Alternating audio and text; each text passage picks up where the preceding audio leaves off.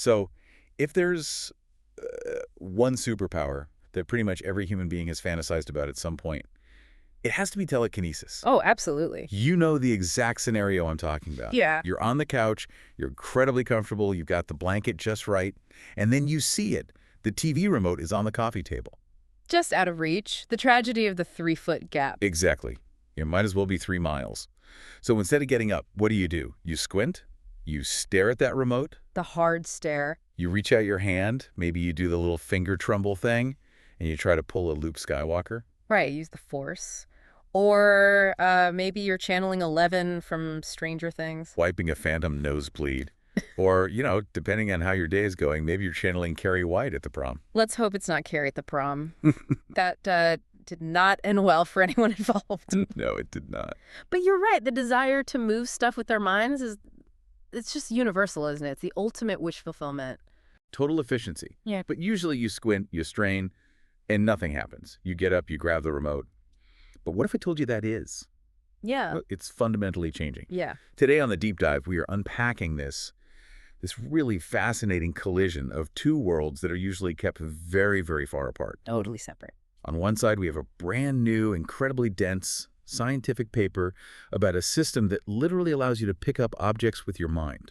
Using robots and augmented reality. And on the other side, We have the age-old, messy, chaotic world of spiritualism, mediums, and anecdotal claims of poltergeists and flying pork roasts. flying pork roast. I promise you, listener, we are going to get to the flying pork roast. Oh, we have to. It's a highlight. It is a highlight of the research stack. It really is. I mean, it's such an eclectic stack of sources today. We're looking at a paper from the Archive server called EG-driven AR robot system. Some very active and frankly very strange threads from the R mediums and R psychology subreddits. And we're diving into the history of the Princeton Engineering Anomalies Research Lab and even checking a magician's guide to faking telekinesis. Yeah, just to keep us honest. Exactly. So the mission today is really to answer a simple question. Are we close to having actual superpowers? Or are we just getting better at tricking ourselves? Or maybe building machines to do it for us? Yeah, it's the battle between mind over matter as a mystical idea and mind over matter as an engineering problem. So let's start with the engineering, because this isn't science fiction. This is a real paper describing an EG-driven AR robot system. Now, that is a mouthful of jargon. Help us decode that. It is, but let's break it down. The setup is actually, you could almost imagine building it in a high-end garage lab. The user wears an emotive Epox X headset. Okay. And this isn't one of those scary medical cages with wires everywhere. It's a commercial EEG headset with 14 channels. You put it on like a very futuristic headband. Right, so non-invasive, you got the headset reading brainwaves. The paper also mentions a smartphone running an AR app and a robotic arm. Right, a Microbot 280 Pi. And the goal here is something they call zero-touch grasping. Zero touch. The user touches absolutely nothing. They look at a target and the robot grabs it. But the how is the really cool part. It uses a concept called motor imagery, MI. Motor imagery. Okay. So is that different from just like saying the word left in your head? If I just think left, left, left, does the robot go left? Crucially, no. And this is a nuance a lot of people miss with these brain-computer interfaces, these BCIs. If you just say left in your head, that's language processing, different part of the brain. Ah. Motor imagery requires you to vividly imagine the feeling of the movement. You have to mentally rehearse the sensation of your left arm moving or your right arm moving. So you have to feel the burn without doing the rep. Exactly. It creates the specific electrical pattern in the motor cortex that the EEG can then recognize. It's like tricking your brain into firing the move arm neurons without actually sending the signal down to your muscles. That sounds exhausting, honestly. It is. It's a huge cognitive load. You have to be so focused. And that's actually the big problem with BCIs historically. They're notoriously unstable. Just noisy signals. So noisy. Your brain is doing a million things at once, You're thinking about lunch, you hear a noise outside. Trying to pick out that move left signal from an EEG is like trying to hear a whisper at a rock concert. And users get frustrated and it just stops working. Exactly. But this paper claims they solved that. I was looking at their results. They got a 97.2% success rate in grasping objects. Wow. That's huge for this field. How do they fix the noise problem? They used a digital bridge using augmented reality. This is the real aha Yeah. moment of this study. They call it dynamic visuomotor neurofeedback. Okay, that is a $10 phrase. What does that actually look like for the user? So imagine you're sitting at a table with 3 blocks in front of you. You're looking at them through your phone screen, which is the AR window. You want the robot to grab the left block. You start imagining the feeling of moving left. Now, in an old system, nothing happens until the computer's totally sure. So you're just straining, getting no feedback. And that's where the frustration kicks in. Right. But in this system, the AR overlay on your phone responds instantly, even to weak signals. The virtual block on your screen, it starts to sway or wobble to the left. Oh, I get it. So you get visual confirmation before the robot arm even moves. Exactly. It's a closed feedback loop. You think left, the block wobbles left, your brain sees that wobble and goes, yes, that's the signal, do more of that. And it reinforces that specific neural pattern, makes it stronger. It stabilizes the whole control loop. It's basically tricking the brain into thinking it's already moving the object, which, funnily enough, makes the brain better at generating the signal to actually move it. That is so smart. And the result is they can control a robot arm and pick things up just by thinking about it. And, while we're geeking out on the tech, we have to remember the application here. For us, this is a cool way to get the remote. For someone with severe motor impairments, ALS, a spinal cord injury. Locked-in syndrome. Yeah. This is a lifeline. This is hands-free independence. It's the difference between asking for a drink of water and getting it yourself. Which is a profound difference. Okay, so on one hand, we have this highly calibrated technological telekinesis. It's clean, scientific, deliberate. Now, let's pivot. Let's do it. Let's leave the lab and go to the living room or the kitchen. Because I want to talk about that pork roast. I had a feeling you were eager to get to the Reddit threads. I really am. We pulled from mediums and Wikipedia, and the vibe is radically different. Yeah. In the lab, it's calm, focused motor imagery. In the anecdotal world, telekinesis seems to be fueled by something else entirely. Chaos. High emotion. High drama, yeah. Okay, so let's talk about user Ricotta Puffs from Bikini Mediums. Yeah. They shared this story that, it just sticks with you. They're a teenager, they're in the kitchen, arguing with their mother. And it's a big argument. Oh, yeah, the mother's yelling, going on. And the user says they were just seething with this repressed rage, staring past her into the kitchen. And then suddenly, the pork roast takes flight. It flies 4 feet off the counter and drops on the floor, just launches. Wow. And the mother just stops mid-sentence, looks at the roast, looks back at her kid, and just says, I guess that is my clue that I need to stop. What stands out there besides the airborne dinner is the trigger. It wasn't, I am focusing on the roast. It was high-stress, repressed anger. It's what parapsychologists call macro PK, moving large objects. And if you read these threads, that's a recurring theme. It's rarely calm focus. It's hectic energy. It's a teenage temper tantrum becoming physics. Right. There was another user, Phoenixing Ashes, who talked about a grave bucket of phones. A grave bucket. Literally a bucket of old landlines that had died because their energy just fried electronics. They also mentioned streetlights turning off and on as they walked by whenever they were upset. That's a whole phenomenon, right? Yeah. SLI. Streetlight interference. It's surprisingly common, people reporting it. They claim when they're stressed or emotional, they act like a human EMP. Radios crackle, batteries drain, watches stop. This idea that your internal emotional voltage just leaks out into the world. Exactly. And it's interesting because some people try to control it. It's not all accidents. Yeah. One user, Bassy12345, described their technique. Oh, yeah, the string. They visualize a string attached to an object, and they mentally pull that string right before the object moves. Which is such a fascinating contrast to the BCI paper. Mm-hmm. The scientists say, imagine the feeling in your muscles. The online community says, visualize an external connection, like a string. Totally different mental models. One is internal, one is external. And here comes the wet blanket. Yeah. We have to look at this through the lens of our other sources, physics and psychology. Right. Because as fun as the pork roast story is, there are some pretty hard laws of nature that would disagree. There are, and this is where we have to be the voice of reason. I mean, from a physicist's point of view, telekinesis is a nightmare. It violates the inverse square law, the second law of thermodynamics, and the big one, conservation of momentum. Right. You can't just create motion from nothing. Exactly. For an object to move, a force has to be applied. Energy has to be transferred. If your brain is moving a roast, that energy has to come from somewhere, and it has to travel through space. And there's the whole fifth force argument, too. Right. Physics knows 4 fundamental forces: gravity, electromagnetism, and the 2 nuclear forces. That's the list. If there was some other force coming out of our brains strong enough to throw a roast, Which is heavy. yeah, that's a few pounds of meat, we would detect that force in other atomic interactions. It wouldn't just turn on for dinner arguments and then disappear when a scientist walks in with a sensor. So if physics says no, why are so many people so convinced it's happening? Are they all just making it up? I don't think they're lying about what they think they saw. Psychology offers a really compelling explanation for this.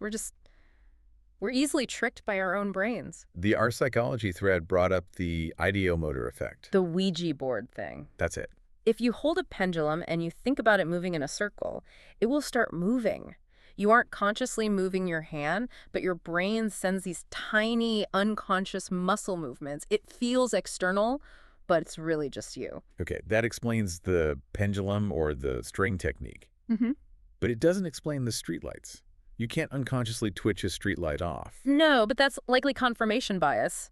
Streetlights flicker and go out all the time for all sorts of reasons. Right. Timers, overheating. Exactly. And if you happen to walk under one when it goes out and you happen to be angry, your brain makes a story. I did that. You remember that one time, but you forget the thousands of times you were angry and nothing happened. Because that's not a good story. It's not a story at all. There was also the introspection illusion mentioned. This one kind of blew my mind a little. Daniel Wegner's theory. Yeah. It's the idea that we infer we caused something just because we were thinking about it when it happened. Like watching a basketball game, yelling shoot at the TV, and the player shoots. And for a split second, you feel like you helped. I do that all the time. Don't miss, don't miss. And they make it, and I'm like, good job, me. We all do it. Now imagine that feeling amplified during a high-stress argument. A roast slips off a greasy counter, but because you were staring at it with intense anger, your brain instantly rewrites the history. I threw that. The timing creates the illusion of cause. We are meaning-making machines. We hate randomness. Okay, so we have the tech, the anecdotal belief, and the psychological explanation. But then there's the fourth category, the people who know it's fake, because they're the ones faking. The magicians. Right. We have this transcript from a video called About Magic. And it's startlingly simple how they do it. The spoon trick. The spinning spoon. It's so low-tech. You get a cheap, spoon cheap is important, so it's light and magnetic. Then you hide a tiny magnet, maybe in a Band-Aid, on your palm. Or under the table. Right. You balance the spoon, wave your hand over it, and the magnet in the Band-Aid grabs the handle and spins it. To everyone else, it looks like pure mental energy. And the moving cup? A loop of black thread, invisible against a dark shirt. You loop it around your fingers, place the cup in the loop, and just move your hands. The gesture pulls the thread. The cup moves.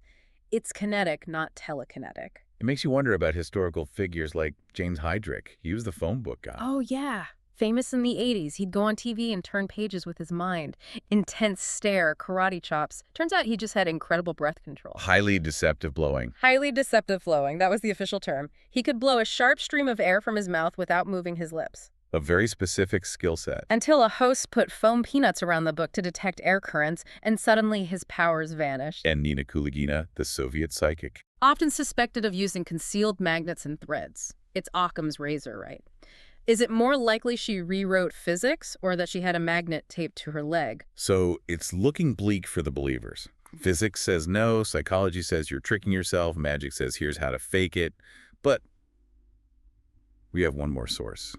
And this one sits in a weird middle ground. The Peer Lab, Princeton Engineering Anomalies Research. Right. This wasn't a subreddit. This was Princeton University, run by the Dean of Engineering, Robert John. For 28 years, from 1979 to 2007, they took this very, very seriously.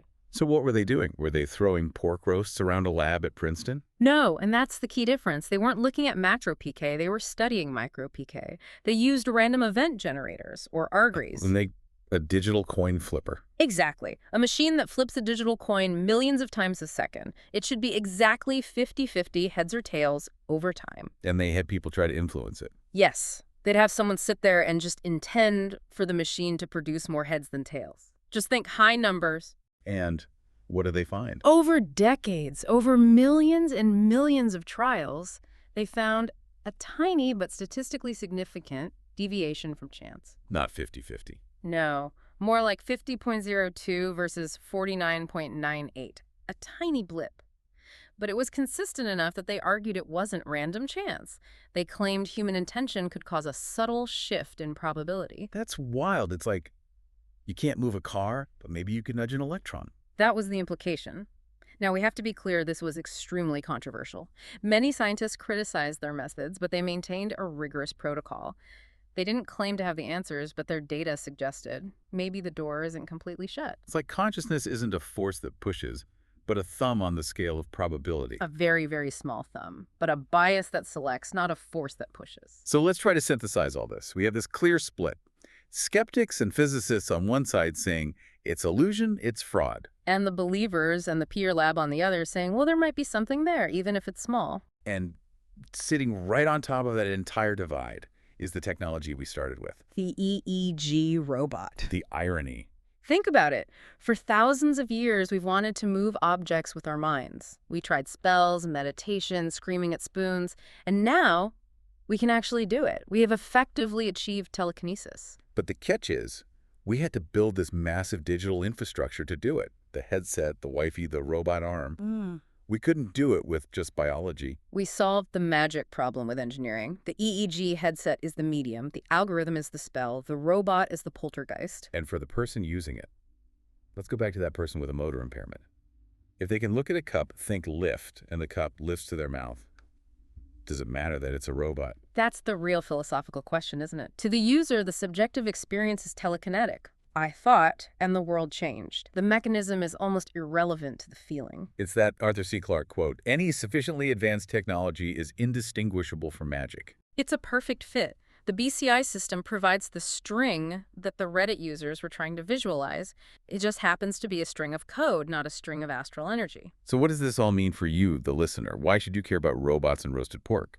I think it means we should be skeptical of the miraculous claims we see online. Our brains are unreliable narrators. We want to believe in the power, so we see the power. But at the same time, we shouldn't dismiss the desire for that power, because that desire is what drove us to invent the BCI technology in the first place. Absolutely. The fantasy fueled the innovation. The magic doesn't have to be real to inspire real technology. And maybe, just maybe, if the P Career Lab was onto something, there is a tiny whisper of influence we have on the world. Don't expect to clean your room with it. Keep using your hands for the laundry. It's faster. So I want to leave you with one final thought. We talked about how the BCI system uses AR feedback, the swine block on the screen, to stabilize the connection. Right now, there's a headset and a robot and a screen. But as this tech gets better, as the latency drops to zero, if you wear a contact lens that just hides the robot arm and you think move, and the object moves instantly, at what point does the distinction between technological and magical just completely disappear? If the lag is zero, the magic is real. Something to think about next time you're staring at that remote control. Oh. Thanks for diving deep with us. See you next time.